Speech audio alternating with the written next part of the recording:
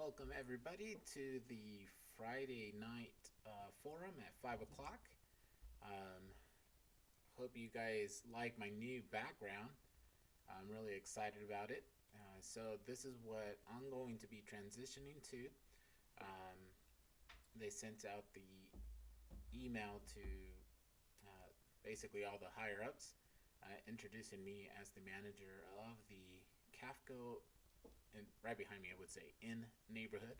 It's a new division that I've been talking about. That our sole focus is going to be um, communities, whether it be a manufactured home community where you're leasing or purchasing a space to put your manufactured home. The first project that we have is going to be in the Woodlands, Texas area, um, and that is a leased neighborhood versus a purchased one. So it will help us out to get things rolling, figuring out exactly what we want to do, creating great relationships with this developer for future deals that we can look into purchasing land and then offering up subdivisions and neighborhoods that will fit the mold and needs of our clients that are looking to come and purchase a manufactured or modular home. So I'm really excited about that. So I'm on a small scale today because I really wanted to be really informative today regarding setup. I wasn't able to clip videos today, but what I was able to do was find videos on YouTube. I've muted them so that way I don't get a copyright by providing information. All this stuff is fair use anyways, but we still have to comply by copyright laws. So while we're waiting for questions, I will go ahead and talk about setup. So before we get going there, last week we talked about what a home pad was, what type of foundations are available for a manufactured home. We talked about skirting as well. So now we're actually going to talk about the actual setup of the manufactured home. All right, so I'm going to go ahead and bring up my other screen here. Let's see if this works. All right, so this was a time-lapse video that I did when I was actually working at my retail store here in Burleson, Texas. And so what we're seeing right now is the home has already been shipped out to the property, and it's waiting for it to be actually placed on its home drainage pad. This customer didn't do a foundation, it was just a drainage pad. So the size of the property itself was not large enough, one, for the home and the toter. That's what we call these semi-trucks are called a toter.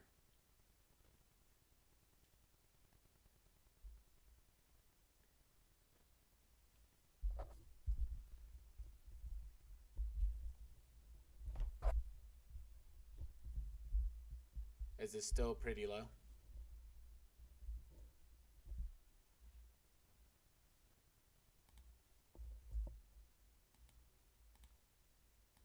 Okay, so I'm being told that my microphone's too low, so give me a second.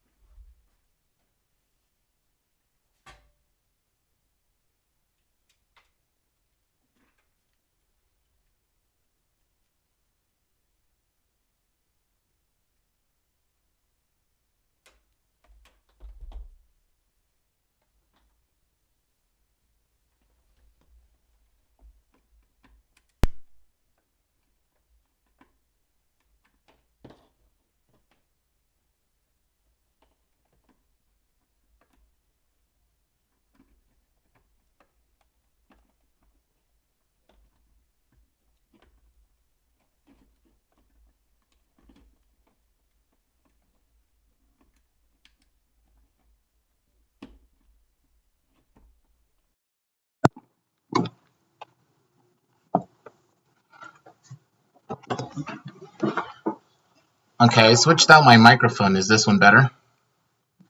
I think the problem I had with it last week, it was too loud. but hopefully you can hear me better.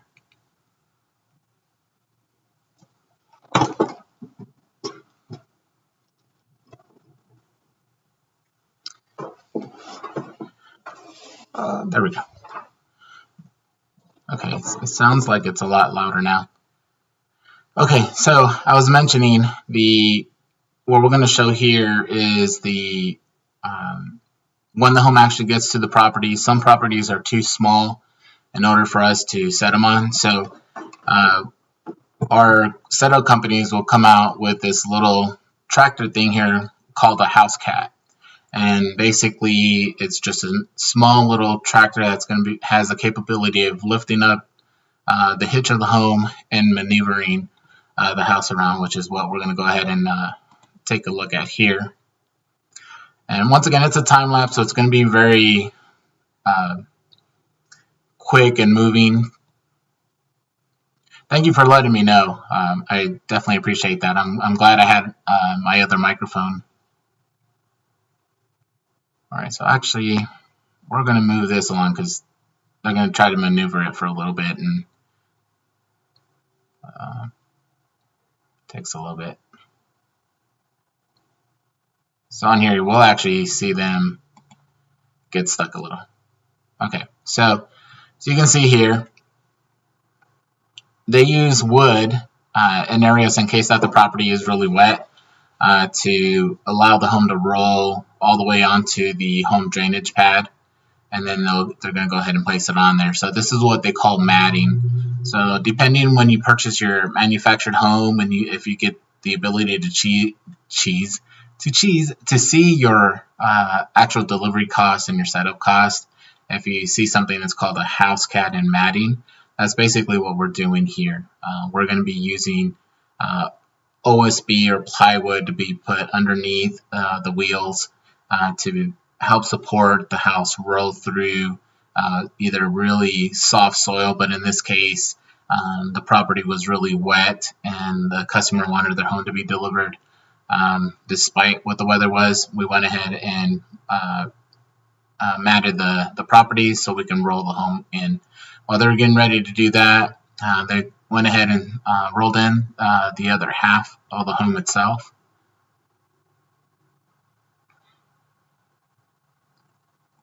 That takes a little bit for them to get it in and out. So, but here we go. So once they get the home onto the drainage pad, everything goes really quickly, and then they'll go ahead and start the actual setup of the home itself. And we're just going to watch that.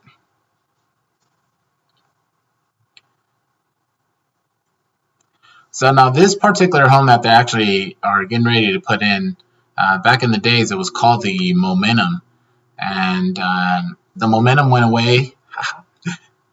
The Momentum had gone away, and they rebranded it to the Somerset and repackaged it. So that house now is doing very, very well.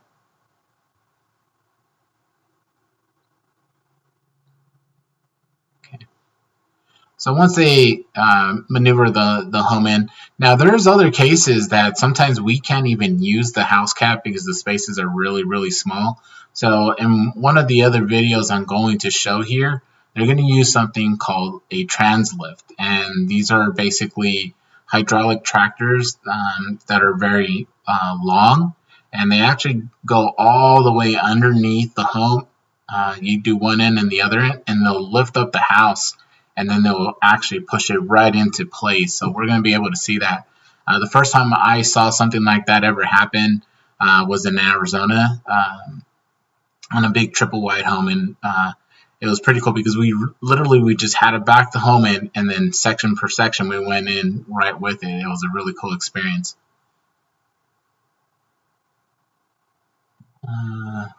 Give me a second here. I'm trying to see if I can make this.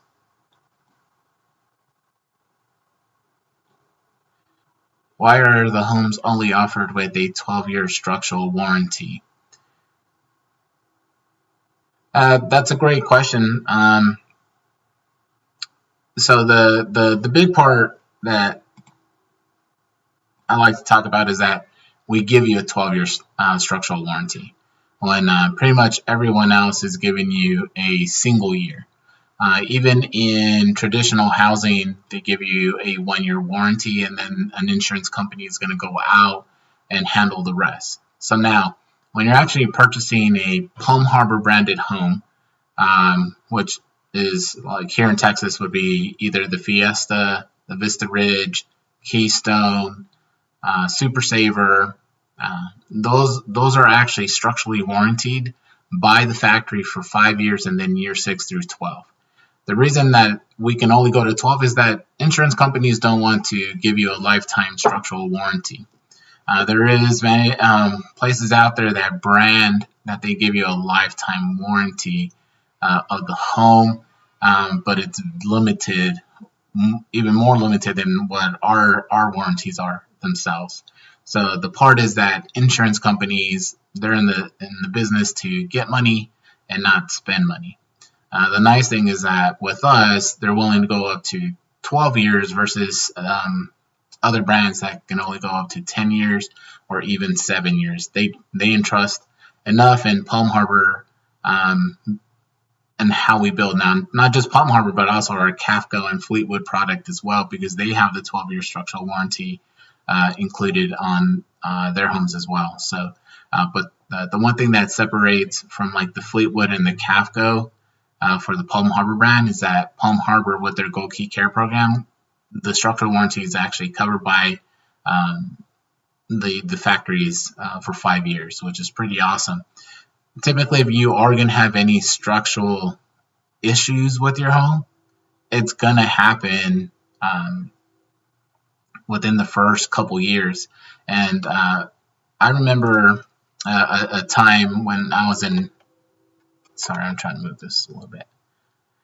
I remember when I was in Arizona and I had first started with the company, I had delivered a triple wide, and unfortunately the lumber that on one section that we used, the mill that sold us the lumber did not take this lumber and put it in a kiln and sucked out all the oxygen, which would then help keep the lumber from moving once it's been installed.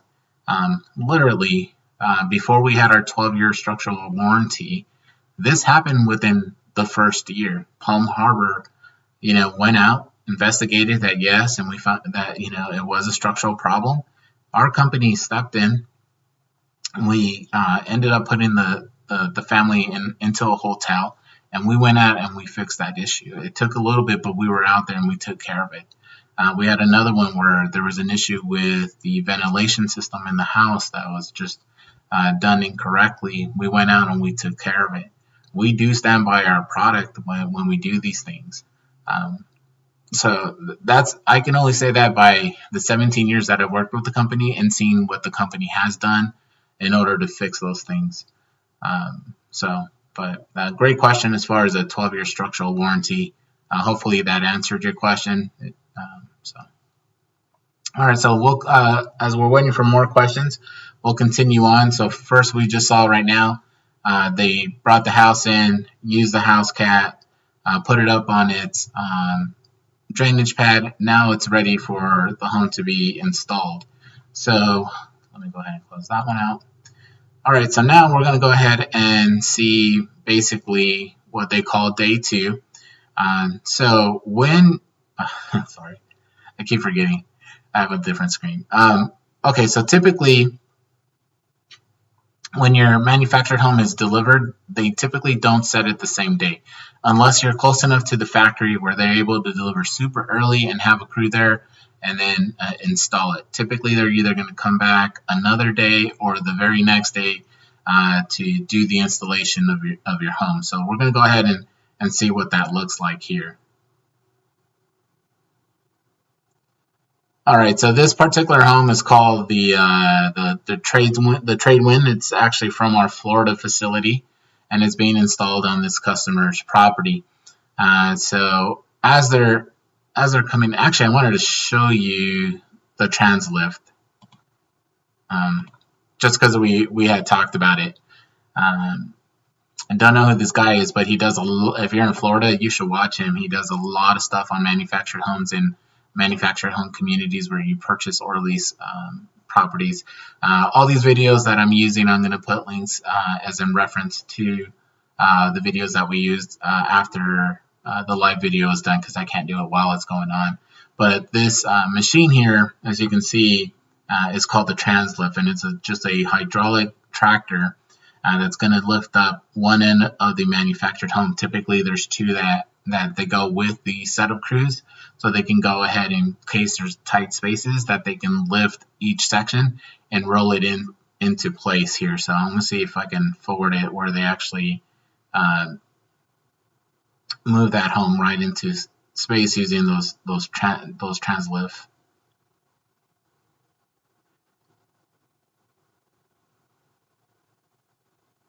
I think it's this spot here.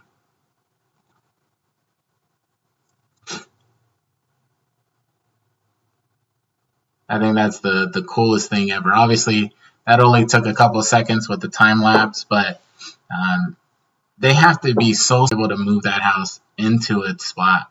So once it's actually secured onto the spot, they're going to go ahead and put blocks underneath the home and let it come out. So they can go ahead and set up the home the next day, which would be day 2, which we're going to go ahead and see that. So basically, in day 2, what they're going to do is they're going to go ahead and set up the house on either on jacks or on concrete blocks. So in this case, they're using concrete blocks to set up the home, and they use hydraulic jacks to lift everywhere that they go and set these blocks on top. Yeah, it's understandable. You know, growing up in manufactured homes, I was always scared as well to be inside a manufactured home. I remember, but back in the days when we were actually building homes, you know, they weren't using the same quality of materials that we use now. Manufactured homes are built exactly with the same materials that you're going to find in a traditional residential home. Just one section. So in particular, looking at the front here, that section of that particular house there, that one right there is somewhere between 40 to 50,000 pounds just for that one section there. And then the other section is probably going to be heavier because it has the bathrooms and the kitchen on there. So they're very, very heavy when they're set. That's typically why you have such settling issues with the home itself, is because there's so much weight that's being distributed through the entire land, whereas site-built home, the weight's being distributed through the actual footers themselves, and then you build upwards. The slab that you walk on is really, that's all it is. It's to walk on. Itself has no structural bearings. The footer is what holds the structure in place on there. But I can tell you my own personal experience. I bought a Fleetwood Velocity home, 16 by 76, 3-bedroom, 2-bath, when I first moved to Texas. And the manufactured home park that I lived in actually had a tornado come through it, and I was at the front end of it, and luckily it didn't go all the way through the community, but it came over by where my home was. Now, not to talk about any other brands that we offer and stuff like that, but there is different levels of how we build based on budget. So here in Texas, the Cafco, Texas is kind of like our beginning point. Our next point after that would be Fleetwood, and then Palm Harbor, and then the Austin facility, which is Palm Harbor. So I bought the Fleetwood, so it's kind of just at the second phase. So when that storm rolled in, I mean, it was crazy. I was driving and my car was just sliding, and I've never ever seen anything like this. You know, growing up in Arizona, we had high winds, we had monsoons, but nothing ever like this. And so I remember I jumped into the house, and then I was just like, what's going on? I'm like, okay. And literally I started calling. I tried to call my wife. She wasn't there. Actually, during the summers back then, when I used to send them to Arizona to be with family. So luckily she was already in Arizona.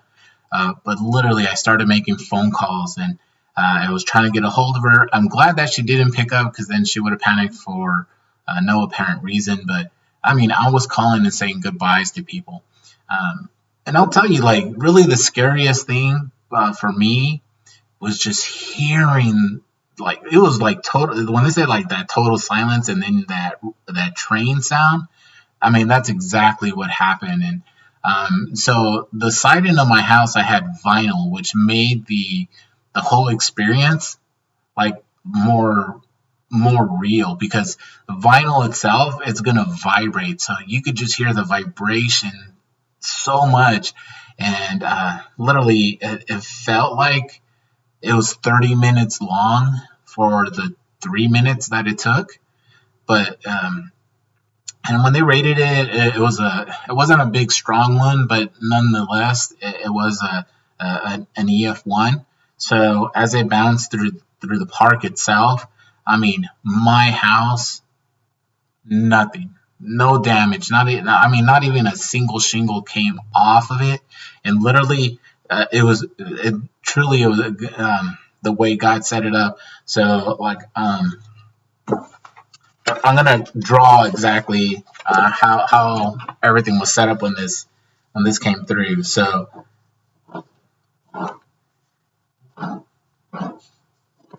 I was actually on a corner lot at the front of the community, and in front of me there was no homes yet, and so hopefully you can see this. I'm gonna try to zoom it in. Okay, so actually let me do this. That'll be better if I do this really quick.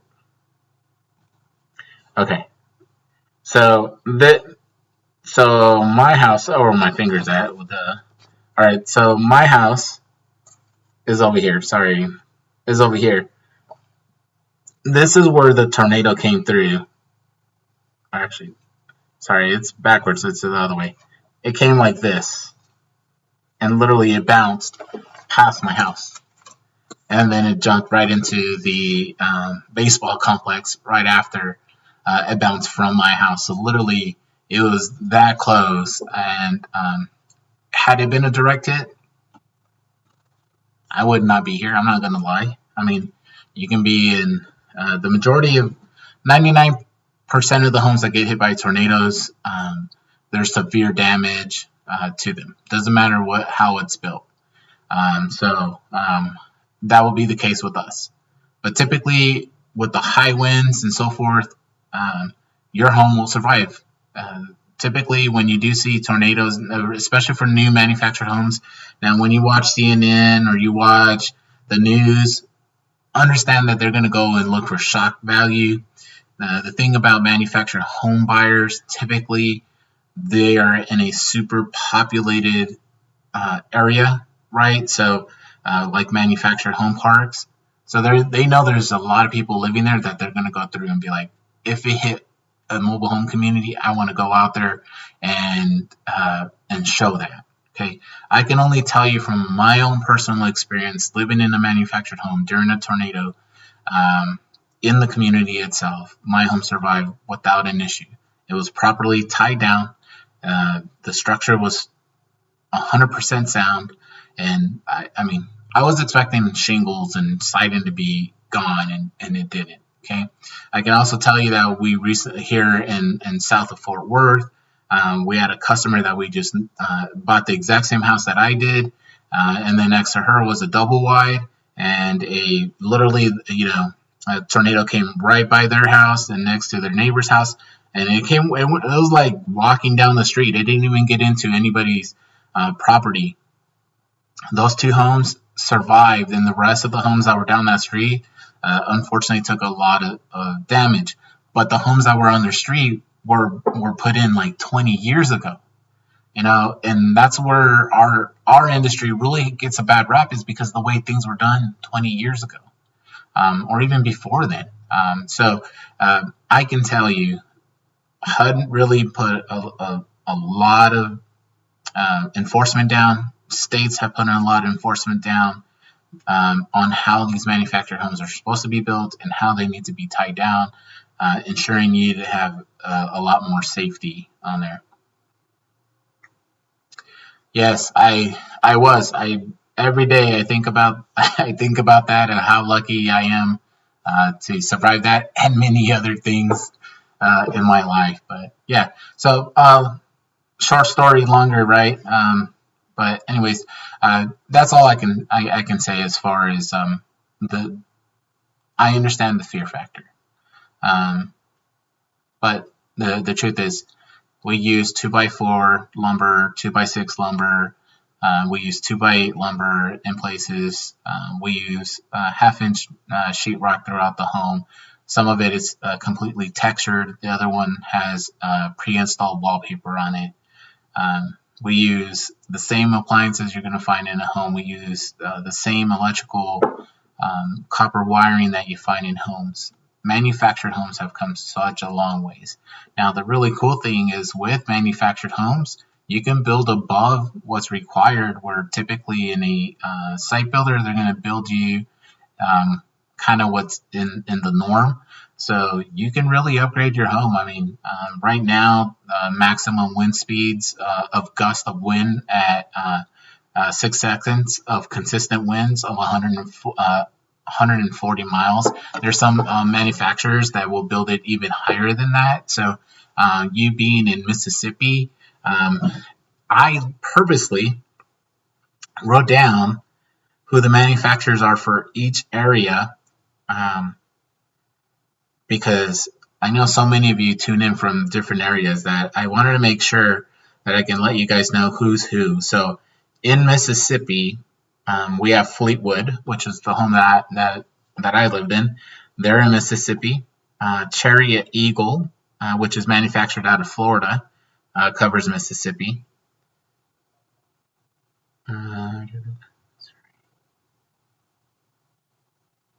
There's a couple other ones. Give me a quick second. But Fleetwood by far covers the majority of the U.S. I want to say it was Destiny was the other one that covers Mississippi. Yeah.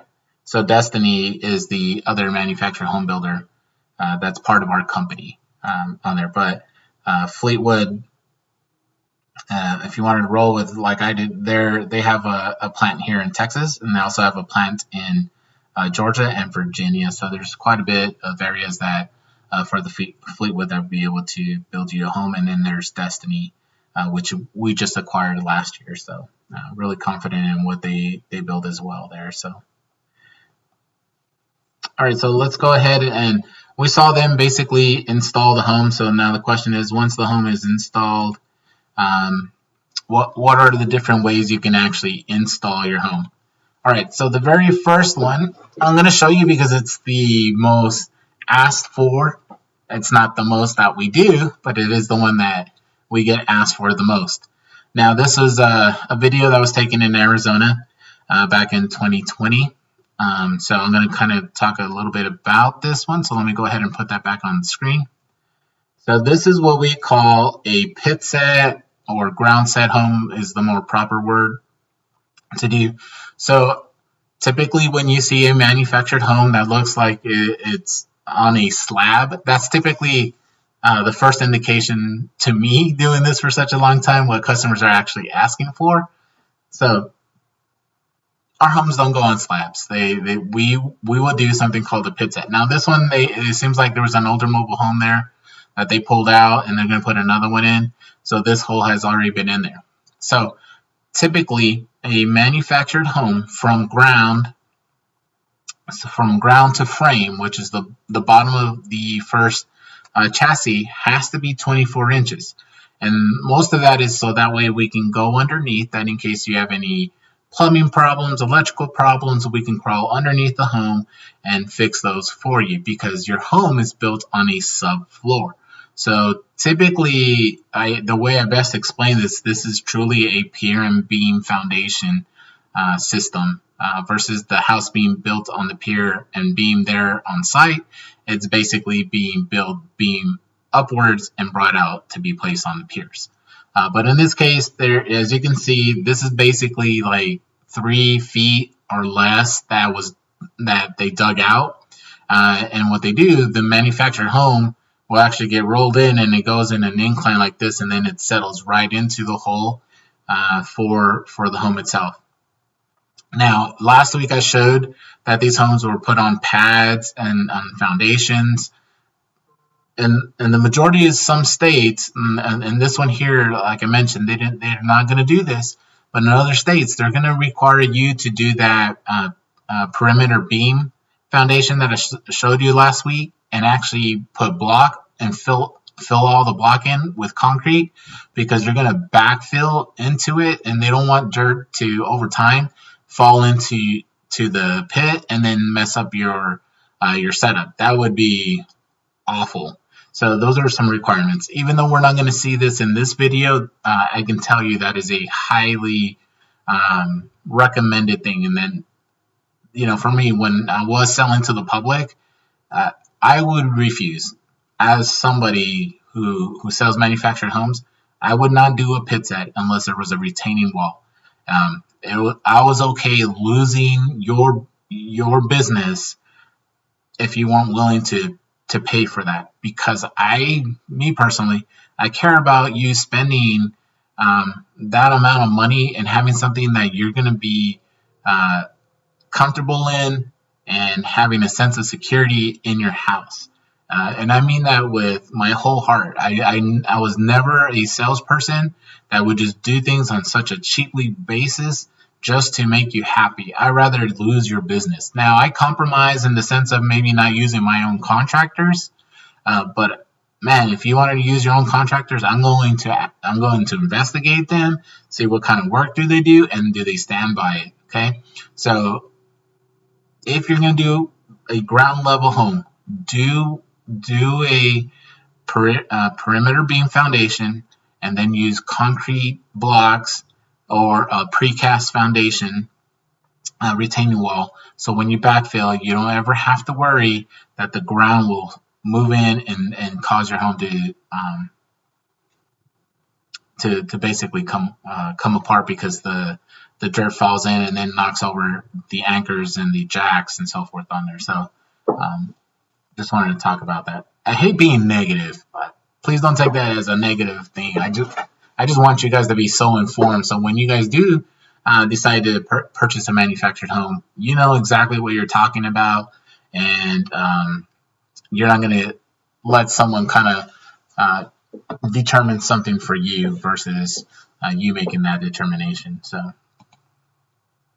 all right. So like I mentioned, from ground to frame, it has to be a minimum of 24 inches. Now, Palm Harbor uses 10 and 12 inch beams underneath. So that's why I was saying is it has to be at least 3 feet that they're going to dig out. So once they actually dig out, they're going to go ahead and bring in the home, as we're going to see here. Now, in Arizona, they don't use blocks. They actually use these engineered jacks that go around the chassis itself. So it's in a U shape that actually goes right into the I-beam, so that way it doesn't slide, versus just kind of like a car jack where it's just flat. All of these are specially engineered specifically for the I-beams. Now, on this one, they're placing it on plastic squares. Now, those plastic squares are specially engineered to withstand a lot of weight. Now, if you're doing it on a foundation system, you know, then they're going to use basically blocks going all the way up to the home itself. Okay, so in Arizona and other states, because it's so dry, there's something that is missing here that typically in areas that are full of moisture, there's a plastic that we roll out after we set the home, and it's called a vapor barrier. And the purpose of that is to not allow the moisture from the ground to get into the bottom of your home, and also the moisture from your house to get into the ground itself, causing shifting and so forth on there. So just want to show you. So On this particular home, they didn't go with the block because they didn't require it there. Probably because it was a mobile home park. But in this case, this should be a block here to be the retaining wall. On here, this is basically treated plywood that they're putting together behind the house. Typically, they're going to build a framing, like a wood framing, all the way around, and then secure the plywood around the house itself. Oh, what happened there? Okay, I thought it was going back. So we're talking about access slope. So when you do a ground set, we have to leave a space, a crawl space opening, so that way we can get underneath. Typically, it's going to be a 3 foot by 3 foot open space, and it's going to either have some kind of like a door or some kind of access space that we can take off and then go right in underneath to fix anything underneath the house itself. So there's always access to the home itself. All right, so that is called ground setting. Now, ground setting cost a lot of money. So in this case, like the way this guy did his, as far as only using lumber and not a foundation system itself, this maybe cost them somewhere about, well, the hole was already there. But let's say that the hole wasn't there and they didn't require them to do a foundation, just like we're seeing it. This probably cost them about $6,000-7,000 to do, possibly $8,000 with that treated plywood around the home itself. But where you do have to have some kind of retention wall going on here, this is about a $20,000 cost to do. So your home in the air, up above ground, or in the ground, or dug down, has no bearings whatsoever when you go to resell it.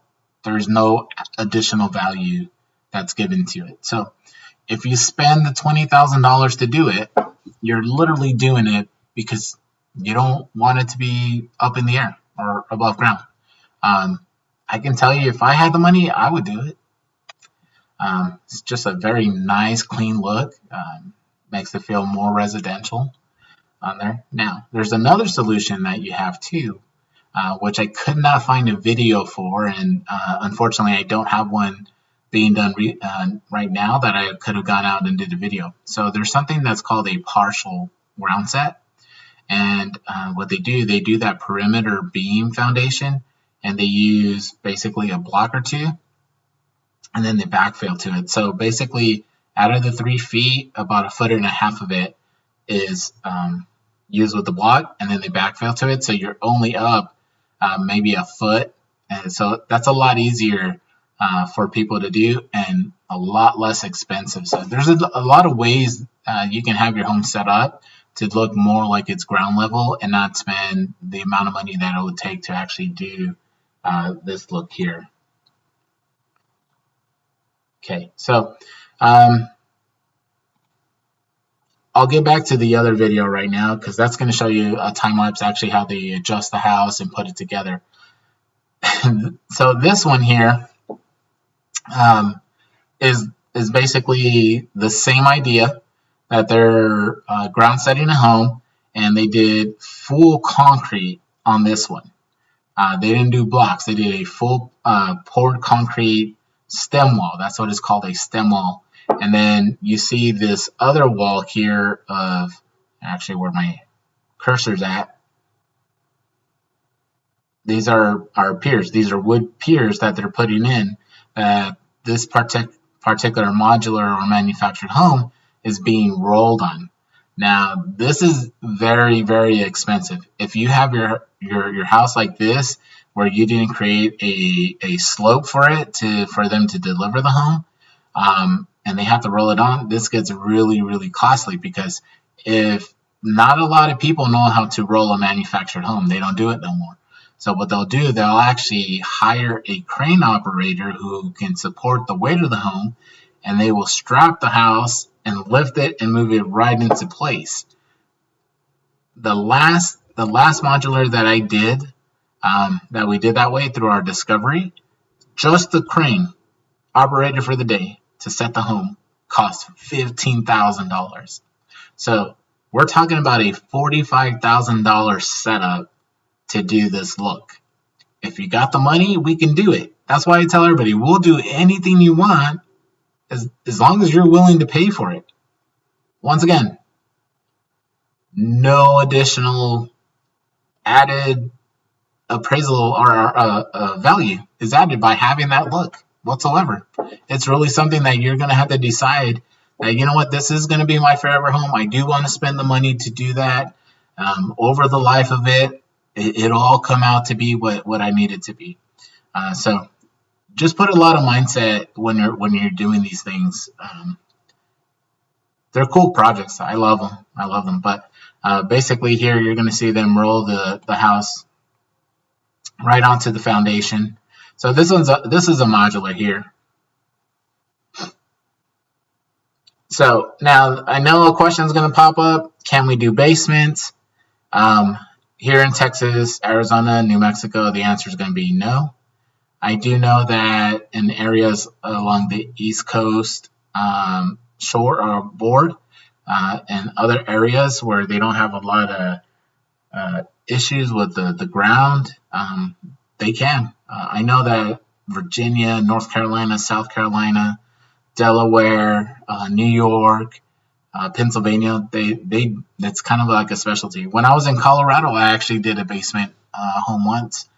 The only one I ever did, and it was pretty cool. So the answer is yes, but typically in these super rock hard areas where water doesn't drain as well, we probably would suggest that you not do it. Now, there's going to be some adventurous home dealers out there that will do it. I'll let them do it. So, because I don't want you guys to come back and sue me. All right, so it's pretty cool. A couple of things on there. So yes, we can put them on basements in certain areas, and if the people actually know how to do it. So okay, so we're gonna go ahead and we're gonna go into the guy doing the time lapse of him actually setting up the house. Like I mentioned, they use hydraulic jacks to level out the house. They use a water level. They use cranes to move the house, to slide it back and forth. Oh, look, here's the black plastic I was talking about that they're going to lay down to not allow moisture to get into the lumber, into the in this case, this double wide home. But we also include that as far as our homes go too, having that vapor barrier already there for you. So a double vapor is great. Also love this plastic, in this case, that this home is above ground, that if you do have any leaks, you're going to know because water is going to be coming out, and that plastic doesn't allow the water to seep into the ground, just protecting your setup. So every single one of my homes, whether you need it or not, I always include it. It's like a $400 charge.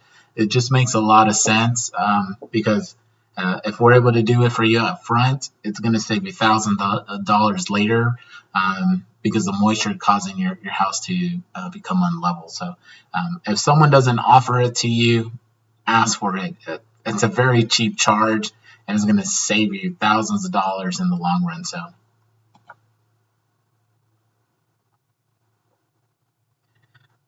this video amazes me because it's just one guy who's setting up this house. And typically you have crews putting together. There's usually about 6 guys that are going through and setting these homes. And it's just this one guy. That's pretty amazing.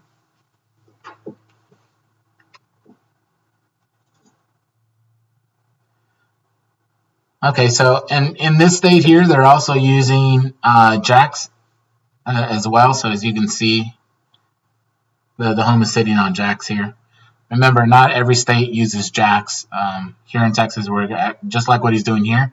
We're going to use the cinder block So here, because the house must have texture in it, they're doing perimeter blocking. So we actually use blocking for all of our sets instead of jacks here in Texas. And here's the brackets I was saying that would stay attached to the I-beams. Now, it's a lot easier to, when you have these jacks, if your house does become unlevel, it's so much easier to level out your house with with the jack than it is with the block. I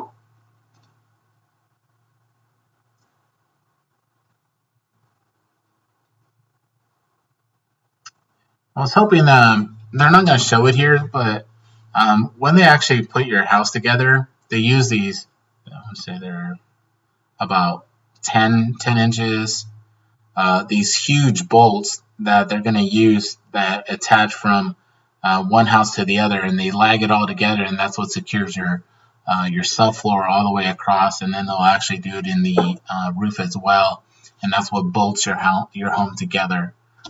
So I know that's a question that people ask a lot. They didn't show the video here, but basically they have 10-inch bolts that they go, and I mean, and it's a grip. I mean, we give like boxes of them, and they go through, and they use torque wrenches, and they just merge the two units together. That thing's it's not going to come apart. Oh, let me back up. Pause.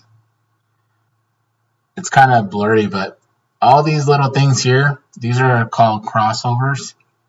This is connecting your electrical system, and this is also your plumbing and water, so that way it goes from one end to the other. Typically, if we have any issues with like flickering and stuff like that, that's usually one of the first things they're going to go out and check is the crossovers, just to make sure there's nothing wrong there, just because it's exposed now. Typically, my setup crew, they do a good job in securing it, so that way it's not just dangling underneath the home itself.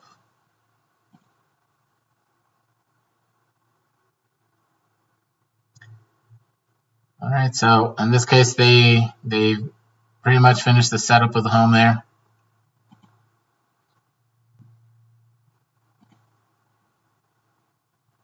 Okay, so this next video I'm going to show you is going to talk about tie downs. There's two sets of tie downs, okay? So this first one is going to show you, actually I wasn't trying to show you this one, but not because I didn't know it was there, but let me go ahead and show you. So this one here is called a tie down. This is using a strap. What they're going to use is they're going to use these anchors. They're basically they're augured down. Actually, this may be a better video. It's going to get augured down into the ground, and there's going to be X amount that they do depending on the wind zone that you're in.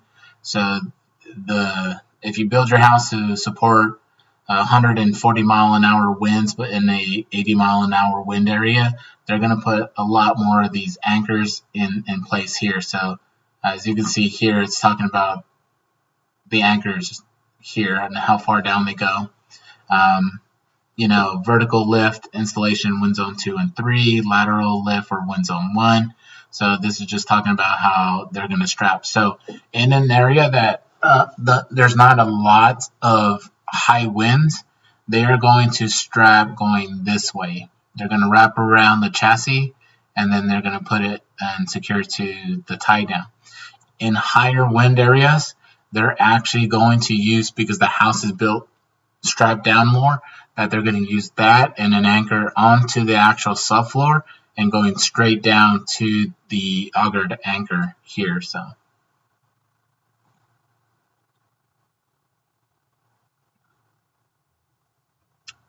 okay. At an angle requiring the use of a stabilizer to be effective. The 45-degree or inline method is commonly thought to be the strongest of the frame tie installation methods. However, two conditions must be met to provide the holding power required.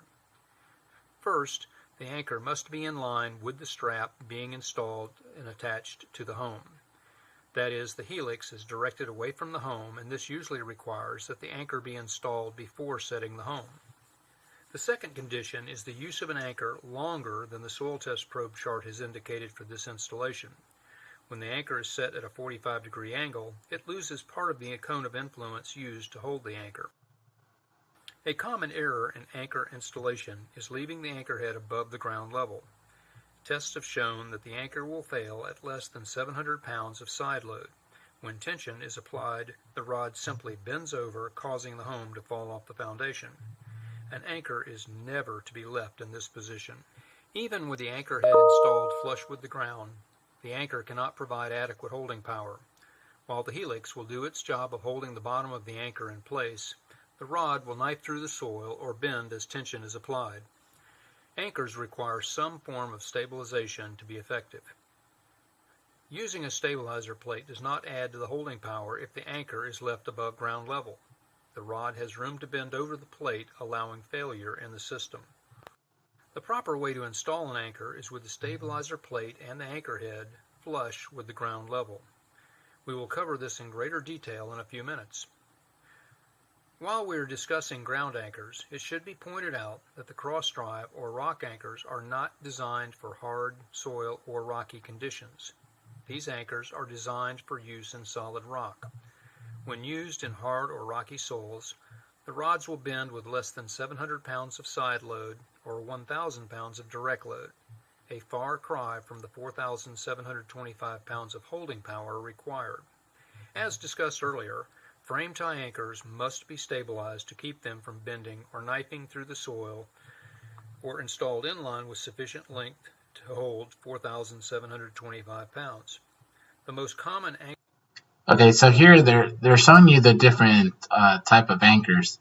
So typically when we do foundations, we would like to have our anchors actually concreted into the pier when we get to set up the houses. Now, that's in really high wind areas. There's I'm not sure if this video is going to show it, but I have the other video that's going to show you a different type of anchoring system that uses the majority of the weight of the house to anchor down the home.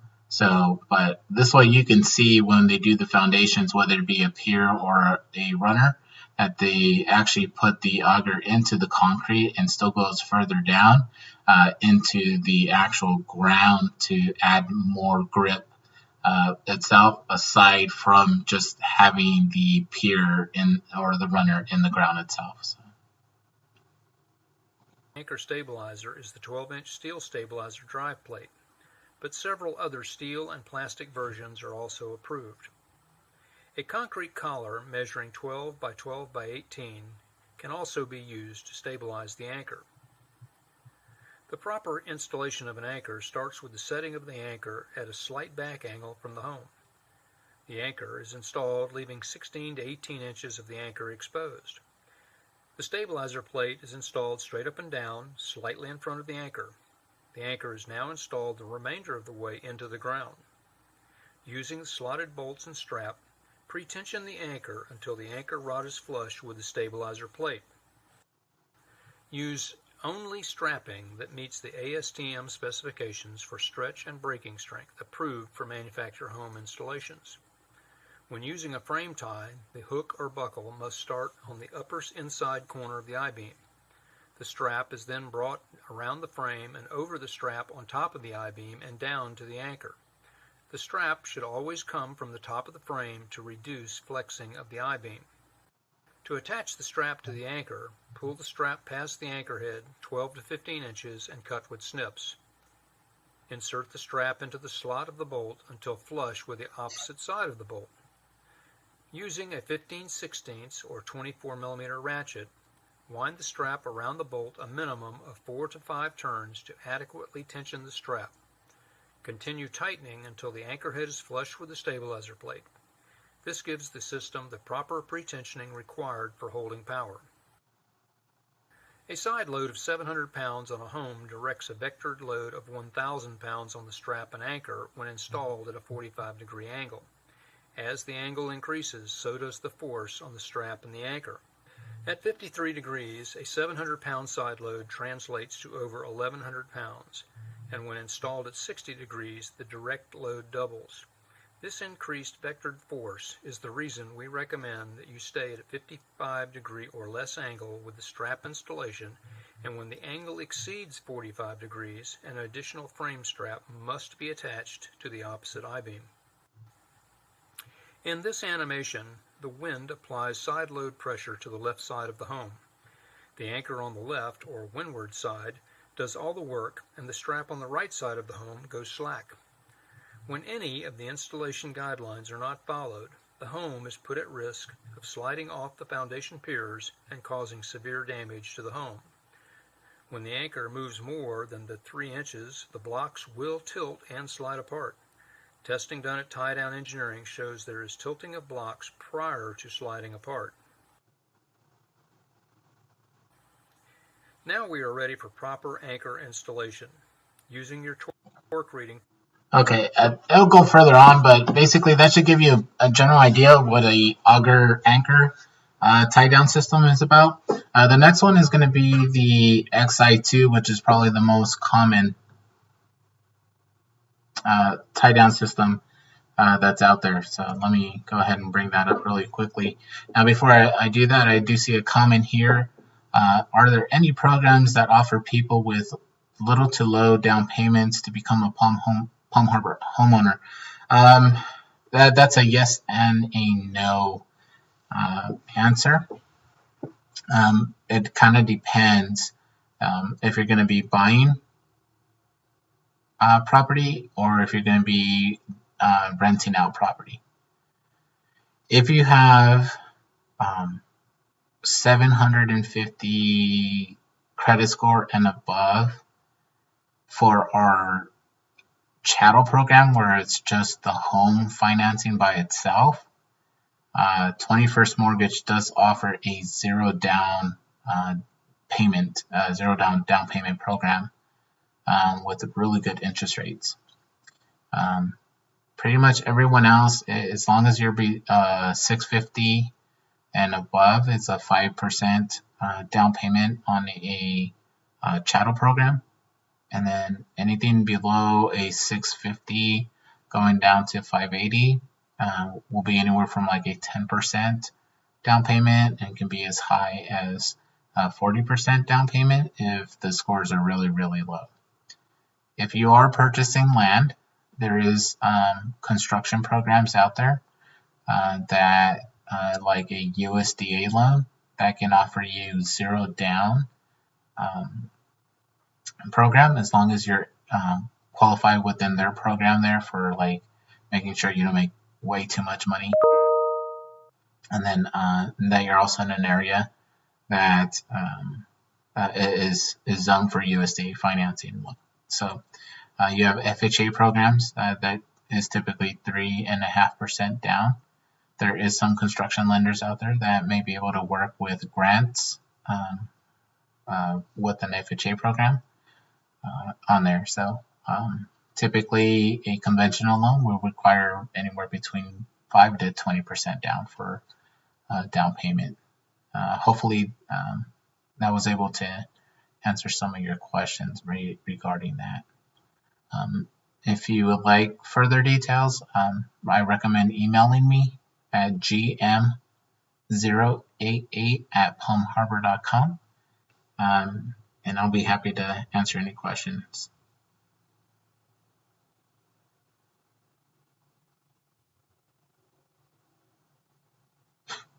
Okay. All right, so we're going to go ahead and watch this video, and I'll wait to see if anyone else has any more other questions after this video. If we don't have no more questions, that'll be the last of what we're going to do for today. Next week, in observation of Good Friday, I will not be on for the Friday Live Forum. I will try, and please don't hold me to it.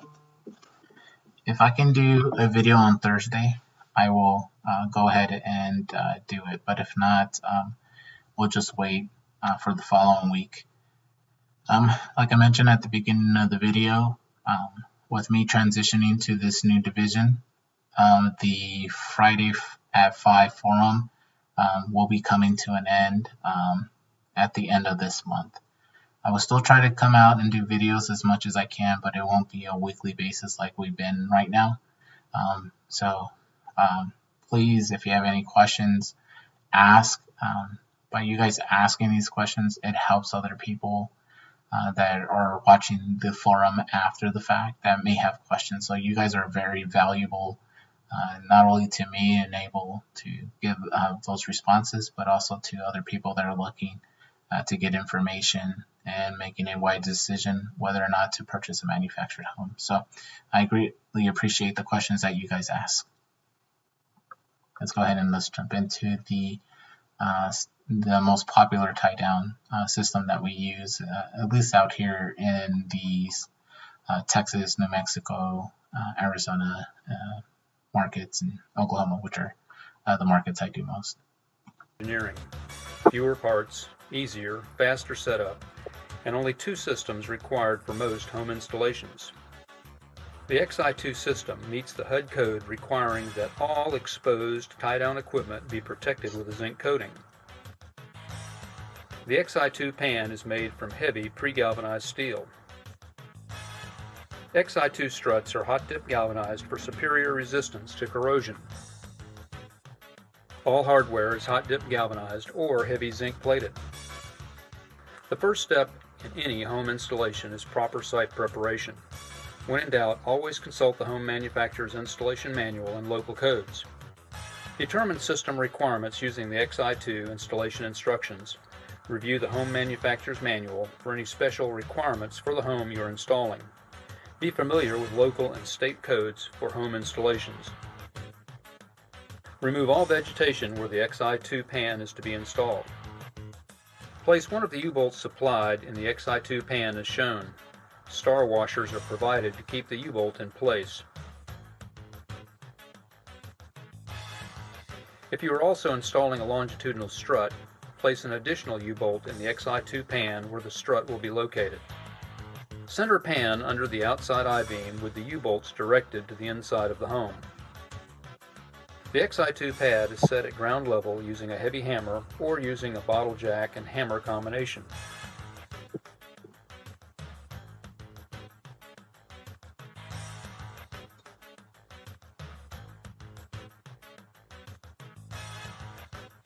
As with all piers, check to make sure that the Xi2 pan is level. Build your pier with blocks or steel piers. Wedge as required.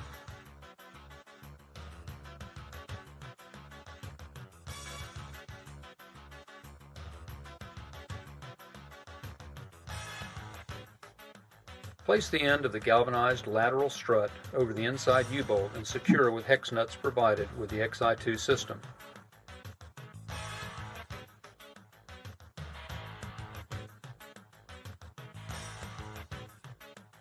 Place the zinc-plated Xi2 J connector over the top of the I-beam towards the Xi2 pan.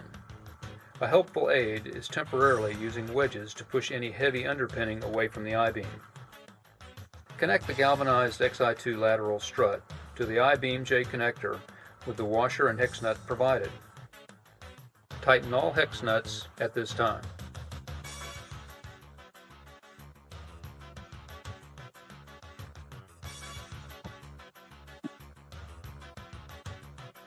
Four self-tapping screws are provided to secure the adjustable galvanized Xi2 lateral strut. Use 2 on each side. The Xi2 foundation system is fast and easy to set, saving you time and money while offering the homeowner the best in windstorm protection. The second system is placed on the opposite side and end of the home. Follow the Xi2 installation instructions for proper placement.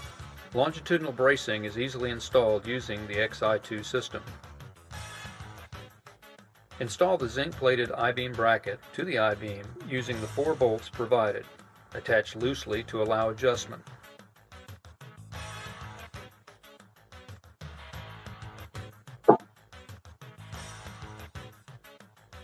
Attach the galvanized strut to the Xi2 pan using the hex bolts provided.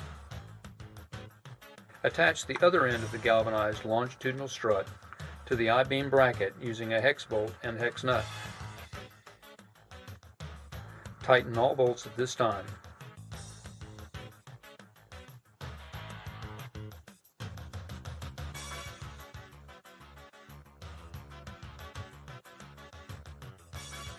Lateral and longitudinal in one easy package. Metal piers adapt easily to the Xi2 system on dirt or concrete sets. Concrete sets with the Xi2 system are easier with the three-way Xi2 concrete set bracket. Determine the size of the concrete pad required for your home set. Allow this concrete time to properly cure before installing home. Determine the center of the concrete pad to position the zinc-plated three-way bracket, leaving room to build your pier. Drill two 3/8 by 3-inch holes in the concrete using the zinc-plated bracket as a guide. A helpful hint is to drill one hole first, place an expansion bolt in the hole to hold the bracket in place while drilling the second hole. Insert the 3/8 by 3-inch expansion bolts provided into the holes. Use the washers and nuts provided to secure the zinc-plated three-way bracket to the concrete.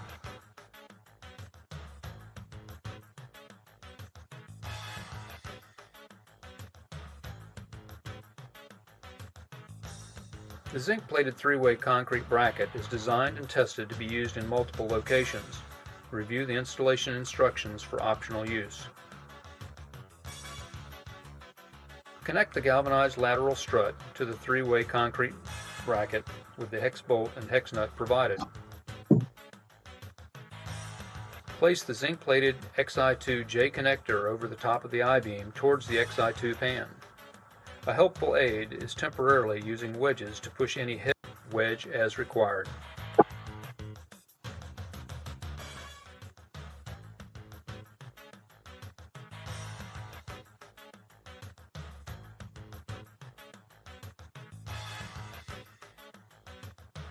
Longitudinal bracing is easily installed using the Xi2 system.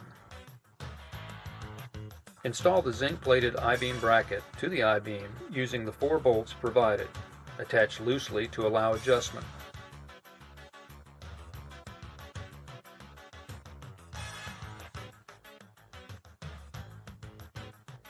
Attach the galvanized strut to the Xi2 pan using the hex bolts provided. Attach the other end of the galvanized longitudinal strut to the I-beam bracket using a hex bolt and hex nut. Tighten all bolts at this time.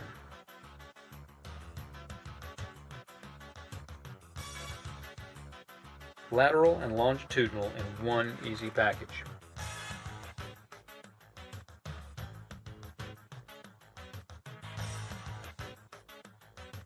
The Xi2 system was tested and approved by a leading engineering firm, and testing was witnessed by officials from 2 states. Contact your local supplier for information on how the Xi2 system can provide the best in windstorm.